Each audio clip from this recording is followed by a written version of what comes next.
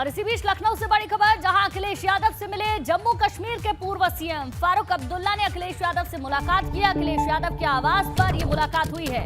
ये बड़ी जानकारी आपको दे दें, लखनऊ से खबर, अखिलेश यादव से मुलाकात करने के लिए जम्मू कश्मीर के पूर्व सीएम फारूक अब्दुल्ला पहुंचे हैं। ये तस्वीरें भी उसी दौरान की हम आपको दिखा रहे हैं। फारूक अब्दुल्ला ने अखिलेश यादव से उनके आवास पर ही मुलाकात की है, ये जानकारी सामने आ रही है। बड़ी खबर आपको बता दें, अखिलेश यादव से मुलाकात करने के लिए जम्मू कश्मीर के पूर्व सीएम फारूक अब्दुल्ला पहुंचे हैं। उसी दौरान की ये तस्वीरें हैं। अखिलेश यादव से उनके आवास पर ही फारूक अब्दुल्ला ने मुलाकात की है। तो बड़ी जानकारी लखनऊ से, अखिलेश यादव से मुलाकात की है जम्मू कश्मीर के पूर्व मुख्यमंत्री फारूक अब्दुल्ला ने। और ये जो मुलाकात है अखिलेश यादव के आवास पर ही हुई है। जब मुलाकात हुई उसी दौरान की जो तस्वीरें हैं वो भी हम आपको दिखा रहे हैं। फारूक अब्दुल्ला ने अखिलेश से मुलाकात की, कुछ बातचीत भी हुई। अखिलेश यादव के आवास पर ही ये मुलाकात हुई और उसी दौरान की तस्वीरें भी हैं। लखनऊ से खबर, जहां कुछ ही देर में भाजपा कोर कमेटी की बैठक शुरू होने जा रही है। उपचुनाव को लेकर भाजपा कोर कमेटी की बैठक होगी। बैठक में यूपी प्रभारी राधा मोहन सिंह शामिल होंगे। मैनपुरी, रामपुर और खतौली उपचुनाव को लेकर यह बैठक हो रही है। उम्मीदवारों के नाम पर भी बैठक में चर्चा संभव है। रामपुर और मैनपुरी में कौन प्रत्याशी होगा, इसको लेकर मंथन बेहद ज्यादा जरूरी भी है और चुनौतीपूर्ण भी होगा, क्योंकि समाजवादी पार्टी का ये गढ़ रहा है। लेकिन खतौली में भी कौन उम्मीदवार होगा, इस पर सबकी नजरें हैं। अब देखिए वो चेहरे जो इस बैठक में शामिल होने वाले हैं। भूपेंद्र चौधरी भाजपा प्रदेश अध्यक्ष, मुख्यमंत्री योगी आदित्यनाथ, धर्मपाल सैनी संगठन महामंत्री जो इस बैठक में मौजूद रहेंगे। कुछ ही देर बाद भाजपा कोर कमेटी की बैठक शुरू हो जाएगी और उपचुनाव को लेकर इसमें चर्चा की जाएगी। राधा मोहन सिंह भी मौजूद रहेंगे, यूपी भाजपा प्रभारी हैं। ब्रजेश पाठक डिप्टी सीएम भी इस बैठक में मौजूद रहने वाले हैं। शैलेश अरोड़ा हमारे संवाददाता ज्यादा जानकारी के साथ जुड़ गए हैं लाइव हमारे साथ। शैलेश, क्योंकि ये तीनों ही सीटें अपने आप में बेहद महत्वपूर्ण हैं, 2 सीटें इसलिए जरूरी है क्योंकि कहीं ना कहीं समाजवादी पार्टी का वो गढ़ रही है, और तीसरी जो सीट है अपनी जीत को बरकरार रखना, वहां भारतीय जनता पार्टी के लिए एक चुनौती है। तो ऐसे में नामों पर भी मंथन उतनी गहनता के साथ किया जाएगा। बड़ी बैठक, क्या जानकारी, कितनी देर में बैठक शुरू होगी?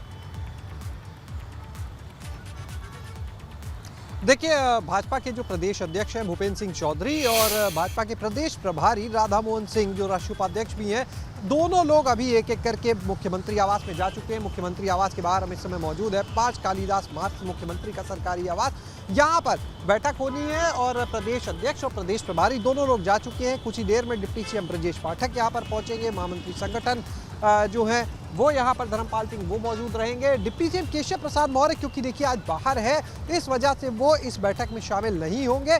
बस यहाँ पर अब से कुछ देर में ब्रजेश पाठक जो डिप्टी सीएम है वो भी आ जाएंगे, क्योंकि आज अगर बात करें तो डिप्टी सीएम ब्रजेश पाठक का रामपुर में कार्यक्रम लगा था, वहाँ से काफ़ी देर पहले वो निकल चुके हैं सरकारी राजकीय विमान से और यहाँ पर कुछ देर में पहुँचेंगे। आज की जो बैठक देखिए 3 सीटों पर मंथन होना है, जैसा आपने अभी जिक्र भी किया, रामपुर, मैनपुरी और खतौली। खतौली में जीत बरकरार रखने की बात जैसा आपने कहा, लेकिन जो सबसे ज़्यादा फोकस है वो है रामपुर और मैनपुरी की सीट पर, क्योंकि दोनों ही सीटें जो हैं वो सपा का गढ़ आप कहिए। क्योंकि मैनपुरी की अगर बात की जाए तो वहाँ पर हाल ही में अभी मुलायम सिंह यादव के निधन के बाद वो सीट खाली हुई है और ऐसे में वहाँ पर डिम्पल यादव को प्रत्याशी बनाया है समाजवादी पार्टी ने, यानी परिवार के ही एक सदस्य को, जिसे लेकर लगातार भाजपा परिवारवाद का आरोप भी लगा रही है। लेकिन कहीं ना कहीं ये भाजपा भी जानती है कि मैनपुरी की जो चुनौती है वो इतनी आसान नहीं है, क्योंकि मैनपुरी का जो वोटर है कहीं ना कहीं उसका जो एक नाता है इस परिवार के साथ में, और दूसरा एक सिंपैथी वोट की जो बात होती है, क्योंकि हाल ही में जिस तरह से मुलायम सिंह यादव का निधन हुआ, उन चीज़ों के चलते अगर बात करें तो भाजपा के लिए एक बड़ी चुनौती होगा। ऐसे में कोई भी नाम तय करना इतना आसान नहीं होगा, बहुत से समीकरण देखने होंगे, वहाँ के हालात समझने होंगे, ये यहाँ पर चर्चा होगी। दूसरी चीज़, जब हम रामपुर की बात करते हैं तो आजम खान की सीट है, और अगर हम रामपुर सीट की बात करें तो लगातार लगभग 4 दशक, 1996 को आप छोड़ दीजिए, तो यहाँ पर लगातार या तो आजम खान चुनाव जीतते रहे या फिर उन्हीं के परिवार से उनकी पत्नी जो है वो चुनाव जीती है। 1996 में भी जब यहाँ पर आजम खान या उनके परिवार से कोई नहीं जीता था, कांग्रेस के पाले में सीट गई थी, तब भी अगर आप देखें तो जो कैंडिडेट था, जो जीता था, था वो अल्पसंख्यक था। तो ऐसे में सबकी समीकरण निगाह बिठाने रामपुर बहुत सीट पर ज्यादा भी है, जरूरी हो क्योंकि जाएंगे। मैनपुरी और रामपुर की आपने बात की शैलेश, तो वहां पर एमवाई फैक्टर को, समीकरण को बिठाना, जातिगत समीकरण को भी, जनता के मूड को भी समझना होगा और उसी के मुताबिक भारतीय जनता पार्टी को अपना प्रत्याशी मैदान में उतारना होगा। बहुत बहुत शुक्रिया पूरी जानकारी के लिए। रामपुर में भाजपा अल्पसंख्यक लाभार्थी सम्मेलन कर रही है। सम्मेलन के जरिए रामपुर के अल्पसंख्यकों को बताया जाएगा कि भाजपा की सरकार ने उनके लिए क्या काम किया है। कार्यक्रम में डिप्टी सीएम ब्रजेश पाठक, अल्पसंख्यक कल्याण मंत्री दानिश आजाद अंसारी सहित कई अन्य नेता भी शामिल हो रहे हैं। तो ये बड़ी जानकारी आपको दे दें, रामपुर में भाजपा अल्पसंख्यक लाभार्थी सम्मेलन कर रही है। इस सम्मेलन के जरिए रामपुर के जो अल्पसंख्यक हैं उनको बताया जाएगा कि भाजपा की सरकार ने उनके लिए क्या क्या काम किया।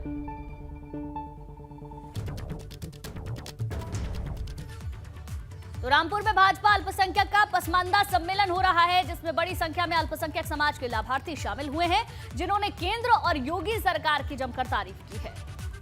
भारतीय जनता पार्टी के पसमानदा अल्पसंख्यक समाज सम्मेलन में कुछ अल्पसंख्यक समाज से लोग आए हुए हैं जो लाभार्थी हैं योजनाओं के। ये बताइए आप कहां से आए हैं और क्या नाम है? 30 बिलारी विधानसभा से आए हैं। ये बताइए सरकार की किसी योजना का कोई लाभ आपको मिला है? उस्मान भारती का लाभ मिला है, फ्री राशन का लाभ मिला है और बहुत सारी चीज़ें हैं जिनका लाभ मिल रहा है इस सरकार में। आप बताइए आप कहां से आए हैं, क्या नाम है? मैं तो जिला मुरादाबाद से आया हूँ। क्या नाम है? मोहम्मद शाकिर। जो पसमानदा सम्मेलन में आए हैं तो क्या पसमानदा समाज से ही हैं आप? जी हाँ। किस समाज से? समाज से, मुस्लिम समाज से। मुस्लिम समाज से। किसी योजना का लाभ मिला आपको अभी तक? आयुष्मान कार्ड है। आयुष्मान कार्ड है आपके पास? जी। आप बताइए आपको किसी योजना का कोई लाभ मिला है? हाँ, बहुत सारे अब वो मिले हैं, जैसे आयुष्मान कार्ड है, आवास है, फ्री राशन है। आपको खुद कुछ मिला? जी, फ्री राशन मिला है, आवास। जी। आप बताइए आप कहाँ से आए हैं? मैं जिला मुरादाबाद से हूँ, प्रदेश कार्यकारिणी सदस्य हूँ भाजपा अल्पसंख्यक मोर्चा का। अच्छा, आपको भी कोई किसी योजना का लाभ मिला?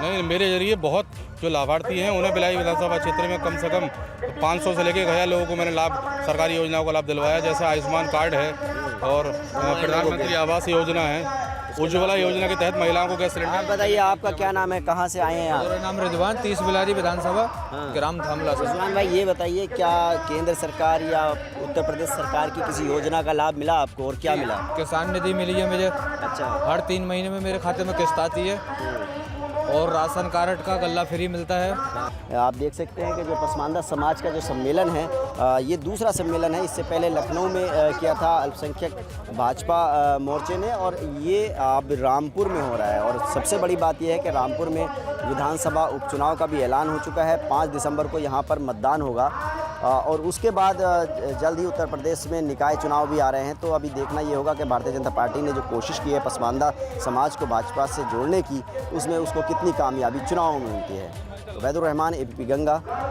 रामपुर। और इसी पर ज्यादा जानकारी के साथ उबैदुर रहमान हमारे संवाददाता रामपुर से हमारे साथ लाइव जुड़ गए हैं। उबैदुर रहमान, सीधे तौर पर ये समझा जाए सम्मेलन का मतलब कि पसमानदा कार्ड भारतीय जनता पार्टी ने खेल दिया है, क्योंकि मुस्लिम वोट निर्णायक भूमिका में है वहां पर।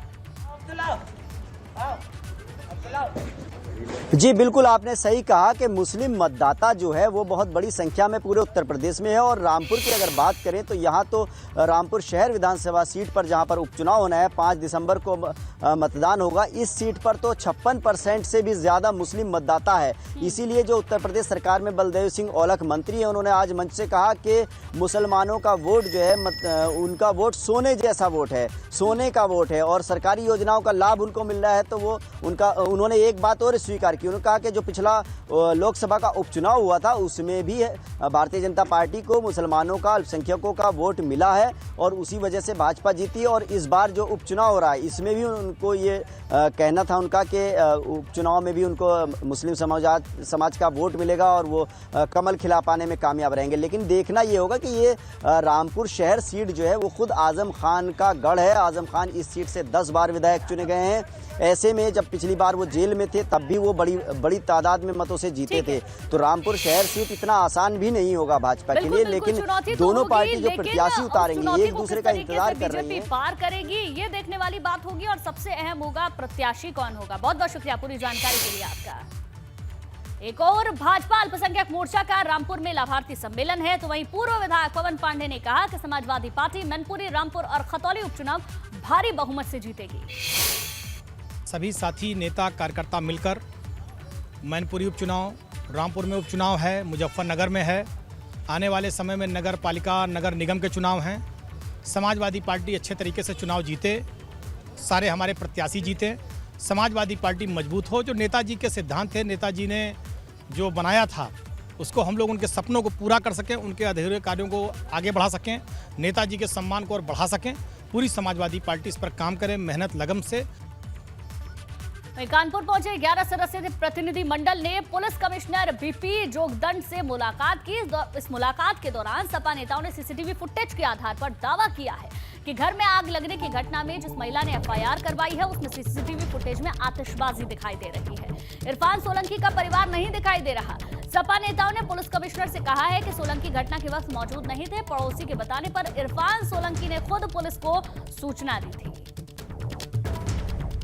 तो घर की चेकिंग की गई, पुलिस का व्यवहार गलत था, ये तमाम बातें सामने आई हैं। पुलिस कमिश्नर ने सपा प्रतिनिधि मंडल ने मुलाकात की है। प्रतिनिधि मंडल ने सीसीटीवी के आधार पर दावा किया है इरफान सोलंकी का परिवार इस फुटेज में नहीं दिख रहा है। जानकारी बल्कि ये सामने आ रही है, इरफान सोलंकी ने खुद जब उन्हें जानकारी लगी तो उसके बाद पुलिस को सूचना दी थी। अब 3 तस्वीरें आपकी टेलीविजन स्क्रीन पर है। पहली तस्वीर पुलिस से प्रतिनिधि मंडल की मुलाकात की ये तस्वीर है। दूसरी तस्वीर आप देखेंगे, इरफान का परिवार भी वहां पर मौजूद आपको नजर आएगा। परिवार से भी प्रतिनिधि मंडल ने मुलाकात की है।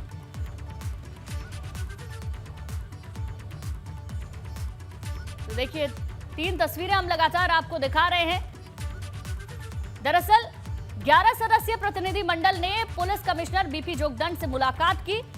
इस दौरान सपा नेताओं ने सीसीटीवी फुटेज के आधार पर दावा किया है कि घर में आग लगने की जो घटना है, जिस महिला ने एफआईआर करवाई है, उसमें फुटेज में एक तो आतिशबाजी नजर आ रही है, दूसरी बात इरफान सोलंकी का परिवार इस फुटेज में नहीं दिख रहा है। समाजवादी पार्टी का प्रतिनिधि मंडल पुलिस कमिश्नर से बातचीत कर चुका है। क्या बात हुई है, बात कर लेते हैं। मनोज जी, क्या बातचीत हुई है? देखिए, जांच के 4-5 जो बिंदु हैं उन पर आज चर्चा की है और कमिश्नर साहब से हमने कहा है कि जो टीवी उसका सीसी कैमरे का जो फुटेज है उसको निश्चित रूप से जांच का एक महत्वपूर्ण अंग मानते हुए उसकी जांच करनी चाहिए।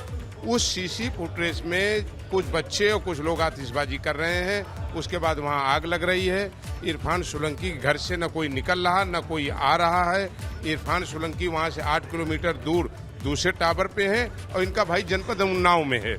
तो इन तमाम तथ्यों को देने का काम किया गया और जिस तरीके से इनलीगल तरीके से पुलिस ने अंदर जाकर रेड की, बच्चों से और महिलाओं से जो बदसलूकी किया, इसकी जांच के लिए हम लोगों ने मांग किया है। आश्वासन क्या मिला है आपको, क्या कहा है? उन्होंने कहा कि नहीं, इस पर हम जांच कराएंगे और जिस एक इंस्पेक्टर का नाम आया जिसने परिवार के साथ बदसलूकी किया है, उन्होंने कहा हम जांच करा के कार्रवाई कराएंगे। कार्रवाई की आपने मांग की, फौरी तौर पर कोई कार्रवाई की मांग? नहीं, बिल्कुल हमने कहा कि जिस इंस्पेक्टर ने जाकर के वहाँ पर बदतमीजी की है और अपने जो अधिकार है उनसे बाहर हट करके काम किया, तो निश्चित रूप से इसकी जांच करा के और उसके खिलाफ यथोचित कार्रवाई की जाए। तो समाजवादी पार्टी के प्रतिनिधि मंडल का नेतृत्व कर रहे थे मनोज पांडे, उत्तर प्रदेश सरकार के पूर्व मंत्री। साफ तौर पर अपनी मांगों को रखा है, तर्कों को रखा है, फोटोग्राफ्स लेके आए थे, पेन ड्राइव लेकर के आए थे, वीडियोस दिखाए हैं पुलिस कमिश्नर को और उसके बाद मांग की है कि फौरी तौर पर कार्रवाई भी की जाए। कानपुर से कैमरामैन पंकज निगम के साथ रतीश त्रिवेदी, एबीपी गंगा।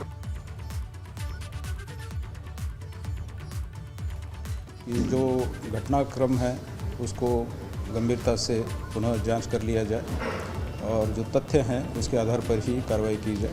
और दूसरा मुख्य बिंदु आपका ये था कि उस दिन रात में जो माननीय विधायक जी के घर पर तलाशी ली गई थी, उसमें कुछ पुलिसकर्मियों द्वारा परिवार के साथ दुर्व्यवहार किया है। दुर्व्यवहार के संबंध में आवश्यक जांच कराई जाएगी। बड़ी खबर की, अलीगढ़ मुस्लिम विश्वविद्यालय कैंपस में फायरिंग हुई है। बाइक सवार 2 युवकों ने फायरिंग की है, ये बड़ी जानकारी आपको दे दे। बाइक सवार 2 युवकों पर फायरिंग का आरोप लग रहा है। एएमयू सुरक्षा कर्मियों ने एक युवक को पकड़ा है। आरोपी के पास से तमंचा, 12 से ज्यादा जिंदा कारतूस मिले हैं। एएमयू की 8 फैकल्टी के सामने की यह घटना बताई जा रही है। तो ये बड़ी खबर आपको अलीगढ़ से दे दे। अलीगढ़ मुस्लिम विश्वविद्यालय कैंपस में फायरिंग का मामला, जहां बाइक सवार 2 युवकों पर आरोप लग रहा है फायरिंग करने का।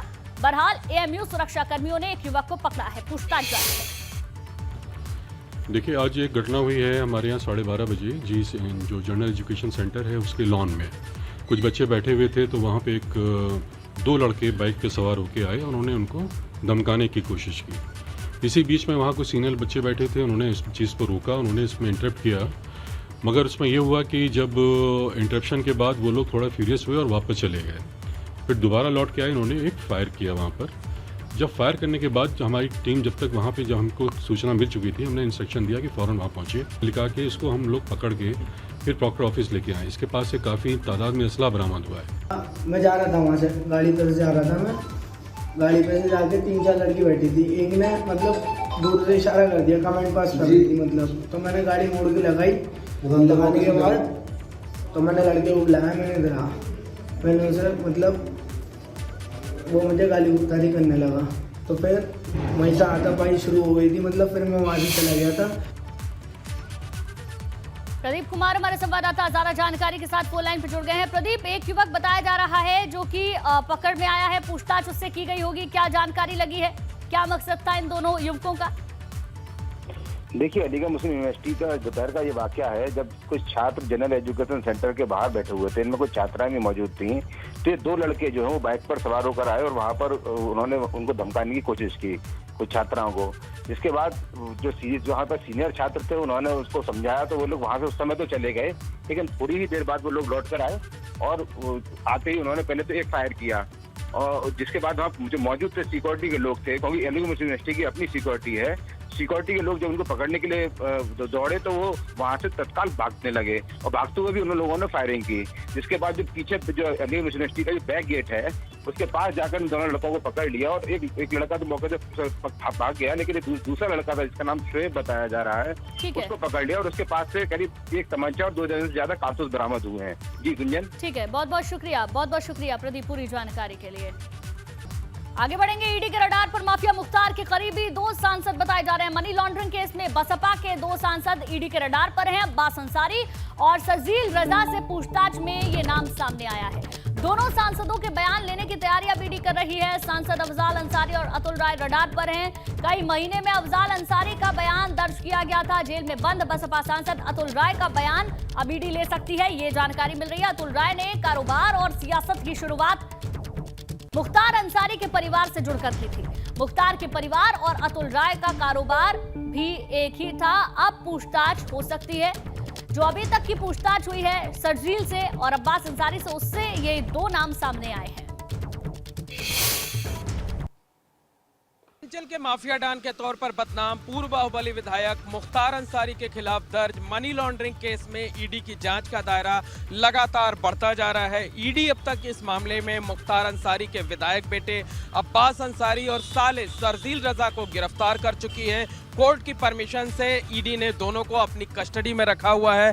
वहीं अब ईडी के सूत्र पुख्ता तौर पर यह जानकारी दे रहे हैं कि ईडी के रडार पर जांच एजेंसी के निशाने पर पूर्वांचल के 2 सांसद भी आ चुके हैं। ये दोनों सांसद बहुजन समाज पार्टी से जुड़े हुए हैं। इनमें से एक अफजाल अंसारी गाजीपुर सीट से सांसद चुने गए थे, वो मुख्तार अंसारी के बड़े भाई भी हैं। ईडी की टीम इसी साल 9 मई को प्रयागराज के इसी दफ्तर में बुलाकर अफजाल अंसारी से लंबी पूछताछ कर चुकी है। उनसे दिन भर पूछताछ की गई थी, उनका बयान दर्ज किया गया था और सूत्र ये जानकारी दे रहे हैं कि ईडी की टीम एक बार फिर से अफजाल अंसारी को समन जारी कर उन्हें पूछताछ के लिए तलब करने की तैयारी में है। दरअसल ईडी को इस बात का शक है कि मुख्तार अंसारी, उनके बेटे और ससुराल के लोग जो काली कमाई करते हैं, जिस तरीके से अवैध कारोबार संचालित करते हैं, जिस तरीके से उन्होंने अवैध संपत्तियां अर्जित कर रखी हैं, उन सभी को सियासी संरक्षण अफजाल अंसारी ही देते हैं और सियासी संरक्षण की वजह से ही मुख्तार अंसारी का परिवार मनी लॉन्ड्रिंग करता है।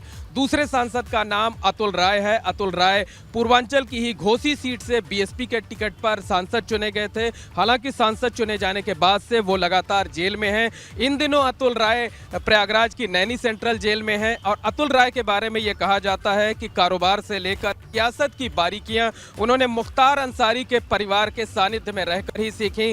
दोनों के परिवार का जो कारोबार है वो एक ही है। मुख्तार अंसारी का परिवार मोबाइल टावर लगाने का काम करता है, लेन देन रहा है या जो एक दूसरे को संरक्षण देते रहे हैं। कैमरामैन रोहित श्रीवास्तव के साथ मोहम्मद मोइन, एबीपी गंगा, प्रयागराज। और चलिए इसी खबर के साथ बुलेटिन में फिलहाल बस इतना ही।